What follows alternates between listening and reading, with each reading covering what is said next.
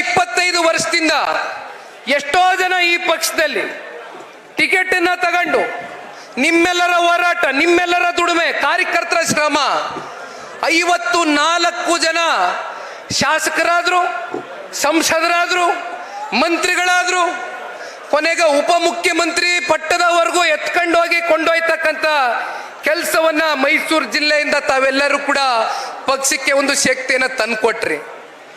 ಇಡೀ ರಾಜ್ಯದಲ್ಲಿ 54 ಜನ ಪಕ್ಷವನ್ನ ತ್ಯಜಿಸಿ ಹೋಗ್ತಾರೆ. ಆದರೂ ಕೂಡ ಪಕ್ಷ ಇಷ್ಟು ಗಟ್ಟಿಯಾಗಿ ನೆಲೆ ಊರಿದೆ ಅಂದ್ರೆ ಹಳ್ಳಿಗಳಲ್ಲಿ ಆ ಮರದ ಕೆಳಗಡೆ ಕಟ್ಟೆಗಳಲ್ಲಿ ಕೂತ್ಕೊಂಡು ರೈತರುಗಳು ಹೊಲ ಗದ್ದೆಗಳಲ್ಲಿ ನಿರಂತರವಾಗಿ ನೀವು ಮಾಡ್ತಕ್ಕಂಥ ಕಷ್ಟಜೀವಿಗಳು ಏನ್ ಕಷ್ಟ ಪಡ್ತೀರಿ, ಇವತ್ತು ಏನಾದ್ರೂ ಜನತಾದಳ ಪಕ್ಷ ಅಲ್ಪ ಸ್ವಲ್ಪ ಕನ್ನಡ ನಾಡಿನಲ್ಲಿ ಉಸಿರಾಡ್ತಾ ಇದೆ ಅಂದ್ರೆ ಅದಕ್ಕೆ ಬಹು ಮುಖ್ಯವಾದಂತ ಪಾಲು ಮೈಸೂರು ಜಿಲ್ಲೆಯ ಎಲ್ಲ ನನ್ನ ತಂದೆ ತಾಯಂದರಿಗೆ ಸಲ್ಲಿಸಬೇಕು ಅಂತಕ್ಕಂಥದ್ದು ಈ ಸಂದರ್ಭದಲ್ಲಿ ತಿಳಿಸ್ಲಿಕ್ಕೆ ಬಯಸ್ತೇನೆ. ನಾವೆಲ್ಲರೂ ಇವತ್ತು ಒಂದು ಶಪಥವನ್ನ ಮಾಡಬೇಕಾಗ್ತದಣ್ಣ.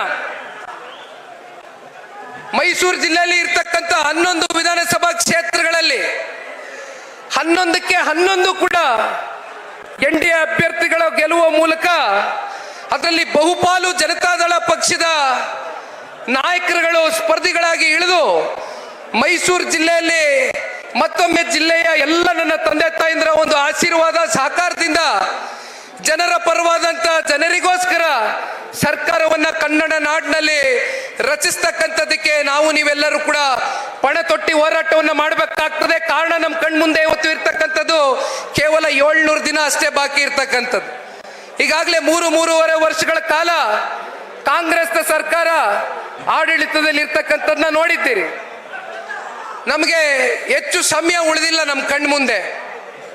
ನಾನು ಎಲ್ಲೇ ಹೋದ್ರೂ ಒಂದು ಮಾತನ್ನ ವ್ಯಕ್ತಪಡಿಸ್ತಾ ಇದ್ದೆ. ಬಹಳ ಜನ ಇವತ್ತು ಮಾಧ್ಯಮದ ಮಿತ್ರರು ಕೂಡ ಈ ಒಂದು ಕಾರ್ಯಕ್ರಮದಲ್ಲಿ ಇದ್ದೀರಿ. ದಯಮಾಡಿ ಇದು ನಿಖಿಲ್ ಕುಮಾರಸ್ವಾಮಿಯ ಭಾವನೆಯ ಮಾತುಗಳು ಅಂತಕ್ಕಂಥದ್ನ ಯಾರು ಕೂಡ ತಪಾರ್ಥ ಮಾಡ್ಕೊಳ್ಬಾರ್ದು. ಕಾರಣ ನಾವು ಇವತ್ತು NDA ಮಿತ್ರಕೂಟದಲ್ಲಿದ್ದೇವೆ.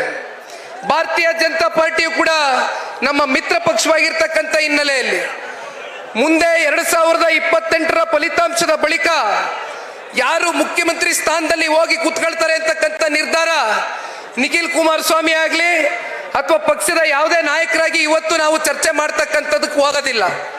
ಆದರೆ ನಾನು ಎಲ್ಲಾದ್ರೂ ಕೂಡ ಒಂದು ವಿಚಾರವನ್ನ ರಾಜ್ಯಾದ್ಯಂತ ಜನಗಳು ಓಡಾಡಬೇಕಾದ್ರೆ ರಾಜ್ಯದ ಉದ್ದಕಲಕ್ಕೂ ಜನ ಕುಮಾರಣ್ಣವರ ಒಂದು ಅಲ್ಪ ಅವಧಿಯ ಒಂದು ಆಡಳಿತವನ್ನು ಸ್ಮರಿಸ್ಕೊಳ್ತಾ ಇರ್ತಕ್ಕಂಥದ್ದನ್ನ ನಿರಂತರವಾಗಿ ನಾನೇನು ಕಂಡಿದ್ದೇನೆ. ಇದು ನಿಖಿಲ್ ಕುಮಾರಸ್ವಾಮಿಯ ಭಾವನೆ ಅಲ್ಲ, ನಿಖಿಲ್ ಕುಮಾರಸ್ವಾಮಿಯ ಬಯಕೆ ಅಲ್ಲ, ಅಥವಾ ಕೇವಲ ಜನತಾದಳ ಪಕ್ಷದ ಕಾರ್ಯಕರ್ತರ